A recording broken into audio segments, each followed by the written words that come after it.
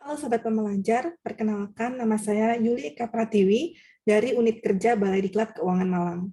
Pada kesempatan kali ini, sebagai aktualisasi pembelajaran dari pelatihan yang telah saya ikuti, yaitu pelatihan jarak jauh perencanaan penganggaran bagi staf perencana Angkatan 1, saya akan menyampaikan salah satu materi yang telah saya pelajari, yaitu kebijakan penyusunan anggaran tahun anggaran 2022.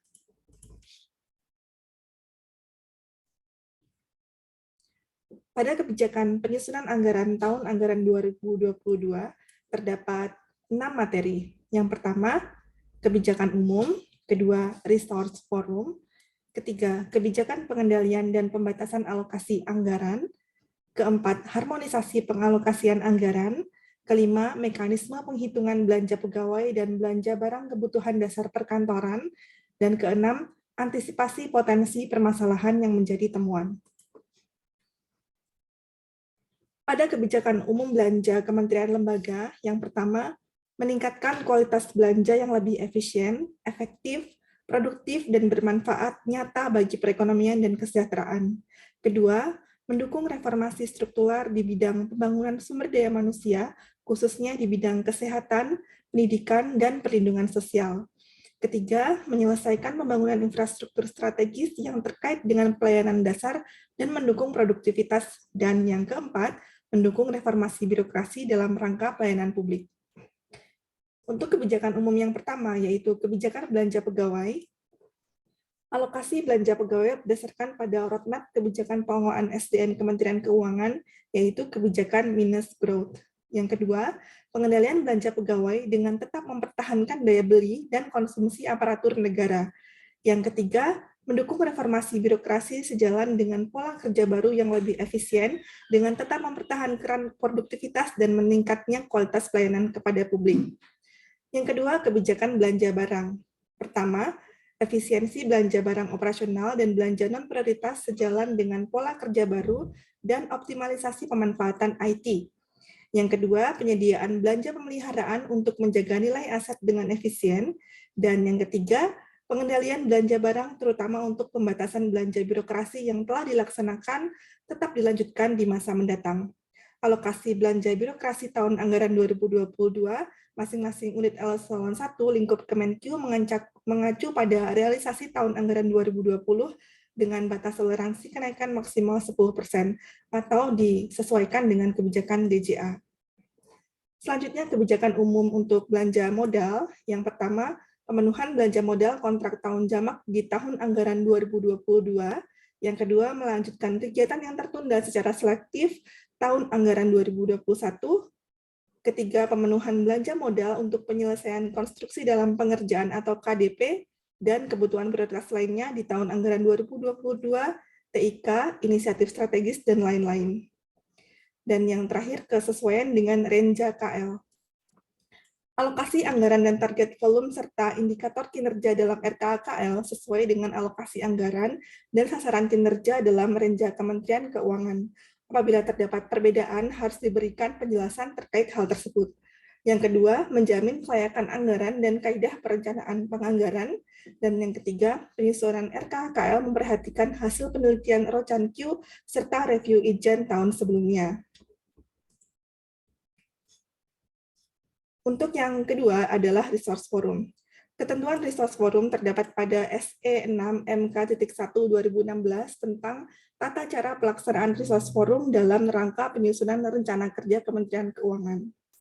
Pertama adalah bilateral meeting, yaitu dalam rangka penyusunan dokumen rencana kerja, Kementerian Keuangan melaksanakan Resource Forum dalam bentuk bilateral meeting. Seluruh unit Eselon 1 harus melaksanakan resource forum sebagai bahan dalam pelaksanaan bilateral meeting dan trilateral meeting tingkat Kementerian Keuangan. Waktu pelaksanaannya, resource forum tingkat Kementerian Keuangan dilaksanakan sebelum trilateral meeting pagu indikatif pada bulan Maret sampai dengan April. Untuk resource forum tingkat unit Eselon 1 dilaksanakan sebelum bilateral meeting pagu indikatif pada bulan Maret sampai dengan April. Dan resource forum juga dilaksanakan sebelum penyusunan pagu anggaran dan sebelum penyusunan pagu alokasi anggaran untuk pemutakhiran rencana kerja dan anggaran baik di tingkat unit eselon 1 maupun tingkat Kementerian Keuangan. Untuk pengambilan keputusan sehubungan dengan pengambilan keputusan perencanaan anggaran, Resource Forum harus dihadiri oleh para pejabat terkait. Resource Forum dilaksanakan baik di tingkat unit eselon 1 maupun tingkat Kementerian Keuangan. Resource Forum dipimpin oleh pimpinan unit eselon 1 atau unit eselon 2 dan kepala satker. Hasil pembahasan Resource Forum di tingkat unit eselon 1 akan dibahas pada Resource Forum tingkat kementerian. Peserta Resource Forum diikuti oleh Resource Owner yang sekurang-kurangnya terdiri dari fungsi keuangan, kinerja, hukum, organisasi, SDM, sarana prasarana, informasi teknologi, dan pejabat pada unit teknis.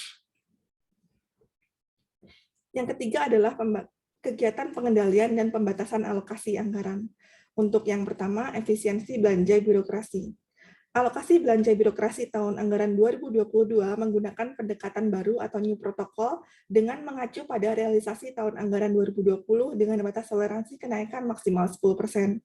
Membatasi kegiatan pengumpulan massa, mengoptimalkan penggunaan media daring seperti virtual meeting atau video conference, penyelenggaraan kegiatan pertemuan atau raker atau rakor atau FGD atau sosialisasi diseminasi internal dilakukan secara daring kecuali yang dipimpin oleh Menteri Keuangan dilaksanakan sesuai dengan kebutuhan. Sedangkan yang dipimpin oleh pimpinan unit eselon 1 dilaksanakan maksimal 2 kali dalam setahun. Yang kedua, pembangunan gedung baru. Yang dengan membatasi pembangunan gedung baru yang sifatnya tidak langsung menunjang pelaksanaan tugas satker. Contohnya MES, Wisma, atau gedung pertemuan. Kecuali gedung yang masih berstatus KDP, sewa, dan gedung bangunan khusus atau lab gudang, serta pembangunan yang tertunda akibat penghematan tahun anggaran 2020.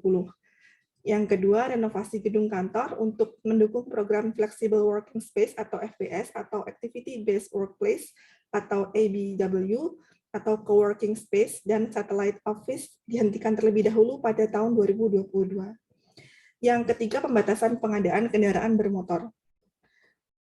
Pengadaan kendaraan bermotor kecuali kendaraan fungsional untuk satker baru yang sudah ada ketetapan Menpan RB, penggantian kendaraan operasional yang rusak berat, kendaraan roda 4 atau 6 untuk keperluan antar jemput pegawai dapat dialokasikan secara sangat selektif, dan pembatasan pengadaan kendaraan bermotor roda 2 di kantor pusat dan kanwil, serta kendaraan jemputan di HULT. Yang keempat, pembatasan honorarium dan belanja jasa profesi. Negatif growth untuk total pagu honorarium di tahun anggaran 2021 di bawah total pagu tahun anggaran 2020, serta penghematan. Pembentukan tim lintas KL dilakukan selektif dan melalui proses verifikasi internal, terutama tim yang telah berusia 3 tahun atau lebih. Honorarium tim pelaksanaan kegiatan yang anggotanya lintas KL paling banyak dialokasikan pembayarannya sejak KMK pembentukan tim ditetapkan. Pemberian honor hanya diperkenankan bila narasumber atau pembahas atau moderator atau pembawa acara panitia tersebut berasal dari luar unit eselon 1 atau materi yang disampaikan di luar tugas dan fungsi unit eselon 1. Dan yang terakhir yaitu pembatasan alokasi anggaran pada akun tertentu. Dalam pendekatan baru atau new protocols, penyusunan anggaran yang efisien dan efektif akan dilakukan pembatasan alokasi anggaran pada akun-akun tertentu termasuk akun belanja birokrasi. Rincian akun dan ketentuan batasan alokasi pada kaidah protokol baru penyusunan anggaran mengacu pada ketentuan terkait dalam petunjuk penyusunan dan penelaahan RKAKL tahun 2022. Kemudian untuk yang keempat yaitu harmonisasi pengalokasian anggaran. Yang pertama adalah integrasi pengelolaan TIK dan standarisasi spesifikasi perangkat pengguna. Kemudian yang kedua penyelenggaraan diklat dan sertifikasi pejabat fungsional. Dan yang terakhir pemeliharaan gedung satker pada JKN atau gedung bersama. Yang kelima, mekanisme penghitungan belanja pegawai dan belanja barang kebutuhan dasar perkantoran. Untuk keperluan gaji dan tunjangan, mekanisme penghitungannya dengan perhatikan kesesuaian jumlah formasi pegawai dan berdasarkan perhitungan aplikasi GPP. Untuk keperluan uang lembur, mekanisme perhitungannya dapat dialokasikan dengan penghitungan berdasarkan standar biaya masukan tahun 2022. Pengalokasian uang lembur maksimal 100% dibandingkan dengan alokasi uang lembur tahun sebelumnya, serta mempertimbangkan pelaksanaan pola kerja baru.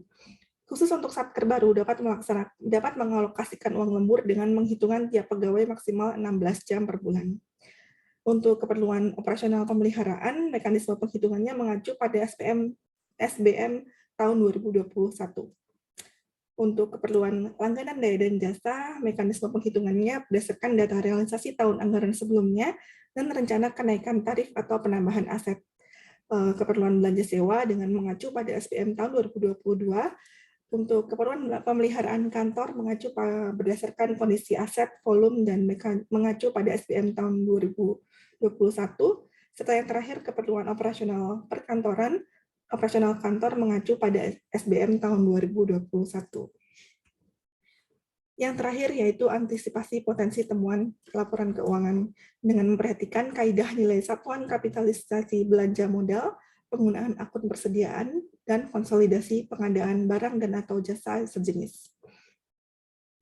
Baik, demikian yang dapat saya sampaikan. Semoga bermanfaat. Terima kasih.